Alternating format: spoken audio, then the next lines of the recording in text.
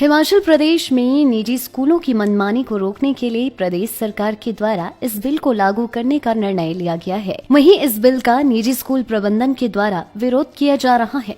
वहीं निजी स्कूल प्रबंधन की मांग यह है कि उन्हें हर साल 10% से अधिक फीस बढ़ोतरी करने की इजाजत दी जाए ताकि वह अपने स्कूल में कार्यरत स्टाफ को भी उचित वेतन दे सके। जिला कुल्लू में भी निजी स्कूल संघ की एक बैठक आयोजित की गई। वहीं डीसी कुल्लू के माध्यम से भी इस बिल के बारे में सुझाव प्रदेश सरकार को भेजे गए।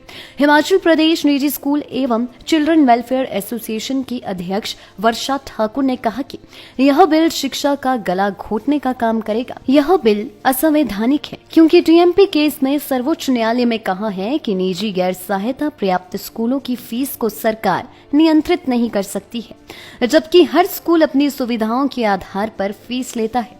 कई स्कूल शहरों में स्थित है तो कई स्कूल ग्रामीण इलाकों में चल रही हैं।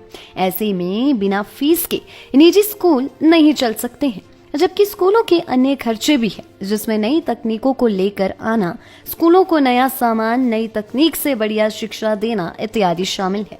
कोरोना काल में भी ऑनलाइन शिक्षा देना भी हमारे लिए एक बहुत बड़ी चुनौती थी, जिससे हमारे अध्यापकों ने इस चुनौती का मुकाबला करके बेहतर शिक्षा दी है।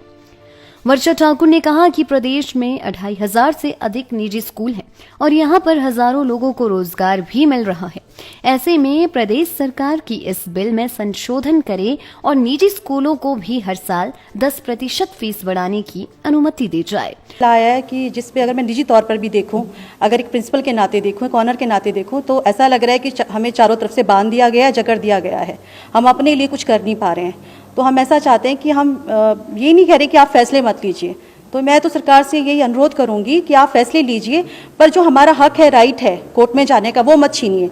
अगर कोई इंडिविजुअली कोई स्कूल या कोई भी ICSE board, CBSE board, SC board, जितने भी बोर्ड्स हैं, अगर इंडिविजुअली किसी स्कूल से प्रॉब्लम है तो आप उसके खिलाफ कार्रवाई करिए, उसको आप देखिए, उसके लिए हम हमेशा सरकार के साथ हैं।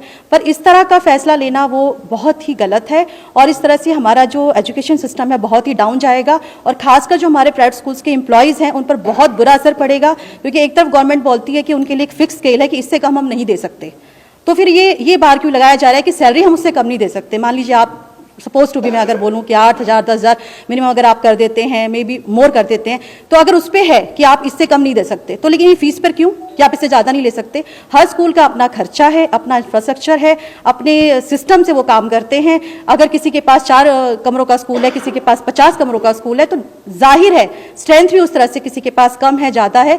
तो जैसा वो इन्वेस्ट कर रहे हैं वैसे ही वो उनके खर्चे भी हैं। अगर वो पढ़ा रहे हैं, अच्छे टीचर्स को, क्वालिफाइड टीचर्स को बुला रहे हैं, तो उनको देना भी उतना ही पड़ेगा, पे भी उतना ही करना पड़ेगा। लेकिन पे कहाँ से करेंगे? हम वहीं से करेंगे अगर हम फीस ठीक से ले पाएंगे, अगर हमें वो खर्चा पानी मिल पाएगा पेरेंट्स की तरफ से, तभी हम आगे उनको दे पाएंगे। अगर ऐसे सिस्टम चला तो नेचुरल सी बात है कि कोई टीचर प्राइवेट स्कूल में काम करना प्रेफर नहीं। आज हम लोग जो ये निजी स्कूलों के लिए एक फी रेगुलेटरी बिल लाया गया सरकार द्वारा 2021 और ये एक एक्ट बनने वाला है, तो इसमें सरकार ने सभी को कहा था कि कुछ सुझाव दिए जाएं और इसमें हमने सुझाव देने के साथ साथ कुछ अपनी आपत्तियां भी दर्ज की हैं और हमने शिक्षा मंत्री महोदय को एक ज्ञापन भेजा है और ये ज्ञापन देने के लिए हम डीसी ऑफिस और डिप्टी डायरेक्टर हायर एजुकेशन गए थे, तो जिसमें हमने ये सारी चीज़ें ज्ञापन में लिख दी हैं।